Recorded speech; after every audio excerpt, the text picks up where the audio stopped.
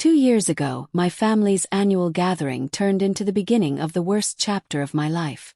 It was supposed to be a normal get-together, food, laughter, and the usual awkward small talk. My girlfriend Jessica came with me as she always did. She's kind, thoughtful, and lives with narcolepsy, a condition that causes sudden sleep episodes. Everyone in my family knew this, or at least they should have. My brother Jack, however, has always been the type to push boundaries. He prides himself on dark humor, but most of the time it just feels cruel. That night, he made a joke about Jess falling asleep on command, laughing like it was the cleverest thing he'd ever said. The room went quiet. Jess didn't laugh. She calmly but firmly called him out, explaining that narcolepsy isn't funny and that his joke was hurtful and ignorant. Jack didn't apologize. Instead, he got defensive. He claimed she was too sensitive and stormed off. I figured that was the end of it. I was wrong. The next morning, Jess left early for work. A few hours later, I got a call that made my blood run cold. She had been in a serious car accident. According to the police, she fell asleep at the wheel, veered off the road, and slammed into a guardrail at around 40 miles per hour. Miraculously, no one else was hurt, but Jess was rushed to the hospital with multiple injuries. When I arrived, she was unconscious, hooked up to monitors, bruised and broken. Doctors said she was stable but shaken. Then the police pulled me aside and told me she might be facing charges for reckless driving. I was stunned. Jess never drove without taking her medication. Never. That's when my phone rang. It was Jack. He sounded nervous. He said he felt guilty and wanted to apologize. I didn't understand what he meant, so I asked him directly. He hesitated, stammered, and then finally admitted it. He had swapped out Jess's narcolepsy medication with fake pills. I felt like the world tilted. I couldn't even speak at first. My brother had intentionally sabotaged the medication that kept my girlfriend awake, just because she embarrassed him at a family gathering. Jess had nearly died, and she could have gone to jail. All because Jack felt offended. I exploded. I yelled at him, asked him how he could do something so dangerous, so cruel, so reckless. He kept saying he didn't think it would go that far, that he just wanted to teach her a lesson. Lesson. Those words echoed in my head like a siren. I immediately began gathering proof. I contacted everyone who had been at the gathering. One family friend admitted he saw Jack messing with Jess's medication bag but didn't realize what he was doing at the time. That alone wasn't enough. So I took Jess's medication bottle and sent it to a lab. The results came back. They weren't her meds. They were sugar pills. When Jess finally woke up, I told her everything. She broke down. She wasn't just injured, she was traumatized. She couldn't trust her own body anymore. She couldn't understand how someone she considered family could do something so evil. Thankfully, the lab results cleared her of criminal responsibility. The charges were dropped. But shockingly, Jack faced no real consequences either. That's when I realized something. This wasn't just a mistake. This was betrayal. And it was only the beginning of a much bigger fracture in my life. I thought surviving the accident was the worst part. But what my brother said when I confronted him face to face was even worse. After Jess was discharged, the physical bruises slowly faded, but the emotional scars didn't. She flinched when driving. She double-checked her medication constantly. Some nights, she woke up crying, afraid she'd fall asleep and never wake up again. And every time I looked at her, all I could think about was my brother. I needed answers. Real ones.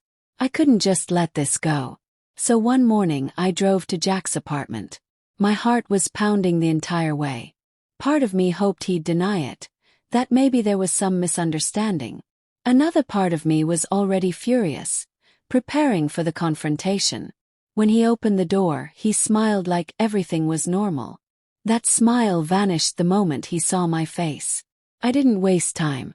I asked him directly if he had tampered with Jess's medication. He hesitated, looked away, and then sighed. Yes, he admitted. He said he wanted to scare her. He said she needed to learn not to disrespect him. He said he didn't think she'd actually crash. I told him she nearly died. He shrugged and said, "It wasn't supposed to go that far." That sentence changed everything. I told him what he did was unforgivable, that he crossed a line no human being should ever cross. He rolled his eyes and accused me of being dramatic. Then he said something that broke whatever was left of our relationship. "You're really cutting me off over one mistake." One mistake. Not nearly killing someone. Not sabotaging life-saving medication. Just a mistake. I realized in that moment that he didn't understand the gravity of what he'd done, and he never would. I told him I was done. I walked out, slammed the door, and drove home shaking with rage and disbelief. Jess was waiting for me. Her eyes were red from crying. When I told her what happened, she didn't say much. She just nodded and stared at the floor. The betrayal hit her deeper than the injuries. That night we made a decision. We were cutting Jack out of our lives completely. No calls, no texts, no second chances. But cutting him off wasn't as simple as we hoped. When my parents found out, they didn't react the way I expected. They were furious. Not at Jack. Us. They summoned us to their house. Before I could explain, they accused us of destroying the family over what they called a stupid prank. They said Jack didn't mean for things to go that far. They even suggested Jess was partly to blame for provoking him at the gathering. I couldn't believe what I was hearing. They minimized the accident. They downplayed the trauma. They said jail time wouldn't have been that serious anyway. They demanded I fix things with Jack, and even told me I should apologize to him. That was the moment I realized something devastating. My parents were choosing my brother over my girlfriend, over her life, over basic human decency. Jess and I left that house and cried the entire drive home. Within a week, we made a life-altering decision. We were moving, far away. We needed distance. From Jack, from my parents, from the environment that enabled this behavior. We packed our bags, quit our jobs, and relocated to a new city a few hours away. It wasn't easy, but it was necessary. The first few months were brutal. Jess struggled with PTSD and anxiety. I struggled with grief, not just for what happened, but for the family I thought I had. But we leaned on each other. Slowly we started healing. And then, Jack reached out. I thought cutting my brother off would be the end, until his name lit up my phone one day out of nowhere. Months had passed since we moved. Jess started therapy and slowly began trusting herself again. I watched her grow stronger every day, and it made me proud and protective. Our new city felt like a fresh start. New apartment, new friends, new routines, no family drama, no constant anxiety. And then my phone buzzed. His name on my screen made my stomach drop. I was in the middle of a meeting at work. My heart started racing. I hadn't heard from him since I walked out of his apartment. Part of me was curious. A bigger part of me wanted to throw my phone out the window.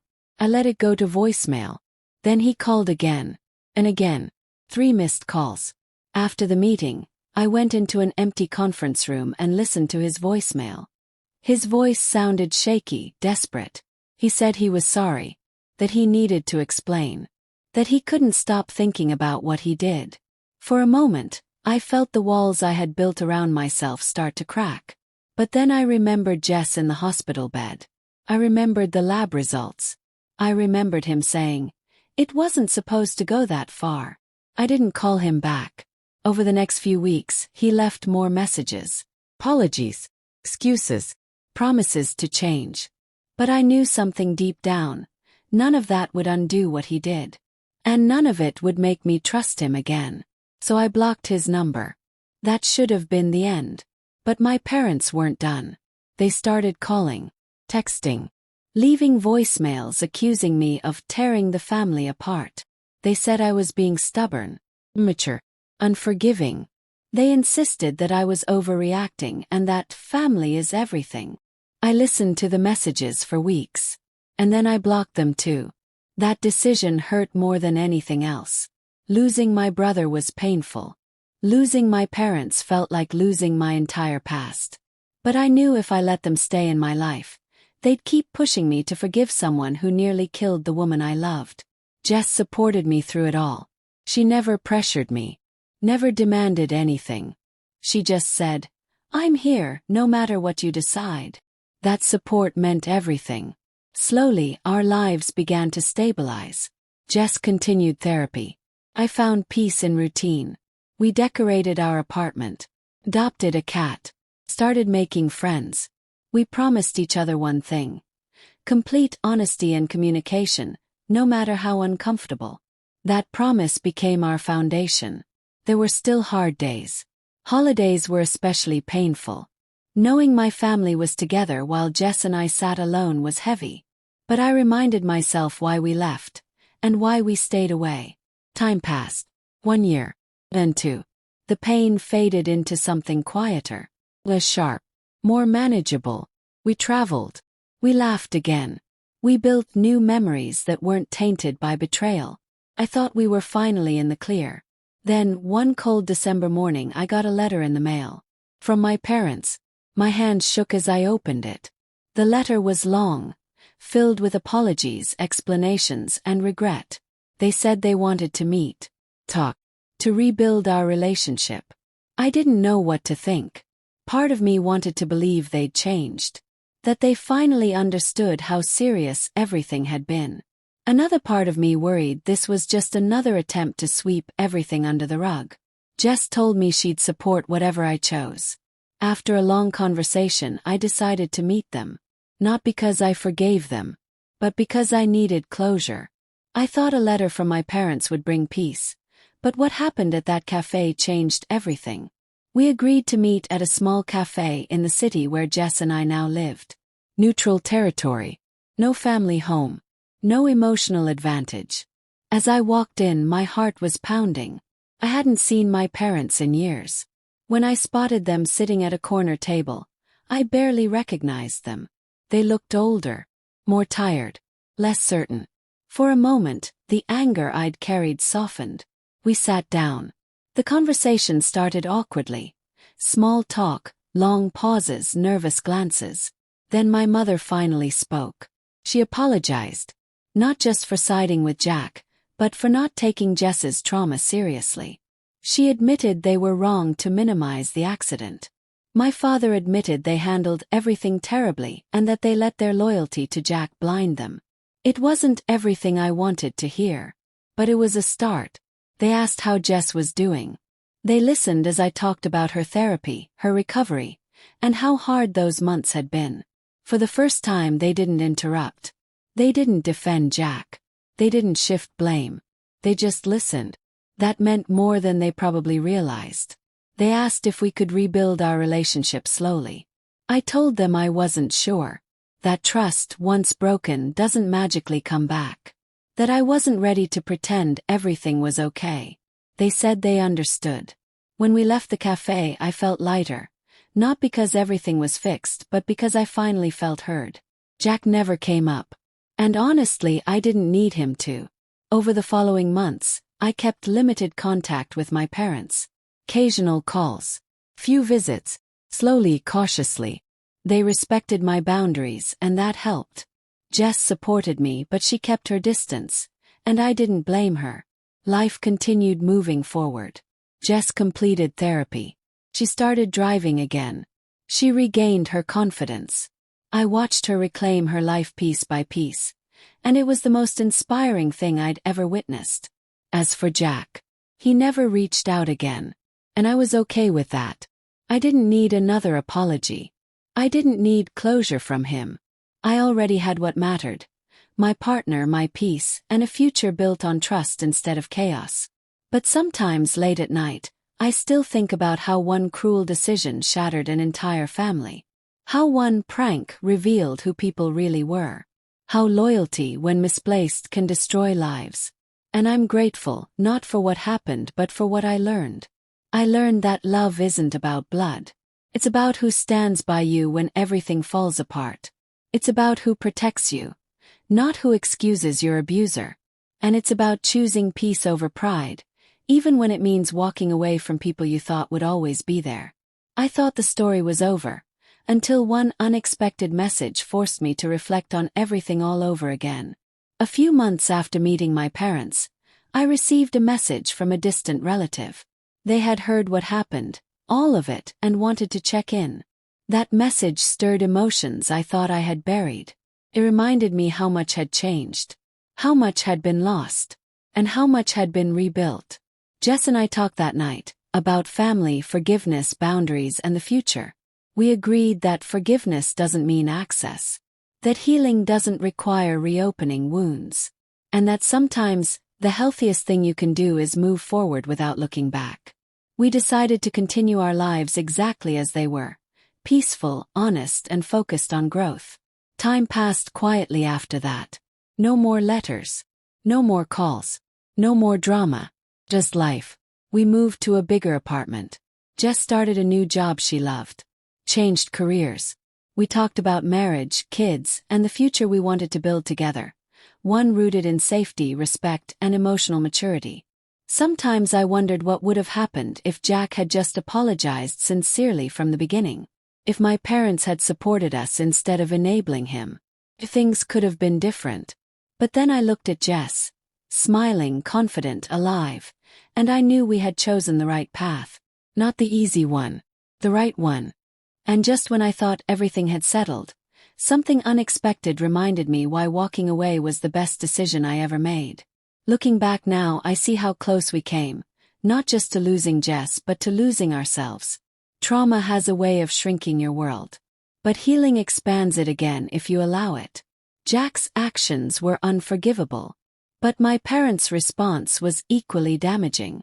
They chose comfort over accountability, blood over justice, familiarity over safety.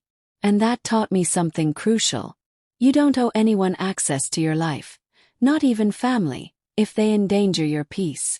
Walking away wasn't an act of hatred. It was an act of self-respect. Jess and I didn't just survive, we built something stronger from the ashes. A relationship grounded in honesty, communication, and mutual protection. A life where we don't walk on eggshells or make excuses for cruelty. I sometimes hear people say, family is everything. Disagree. Respect is everything. Safety is everything. Love is everything. And love does not nearly kill you, physically or emotionally, and then demand forgiveness. If you're reading this and you're in a situation where someone has crossed an unforgivable line, let me say this. You are not wrong for walking away. You are not heartless for choosing peace. And you are not selfish for protecting yourself or the people you love. Sometimes the bravest thing you can do is close the door and never look back. Because what's on the other side of that door might just be the life you were always meant to live. If you think walking away from family is wrong, wait until you hear what happened when I didn't. That's a story I'll never forget.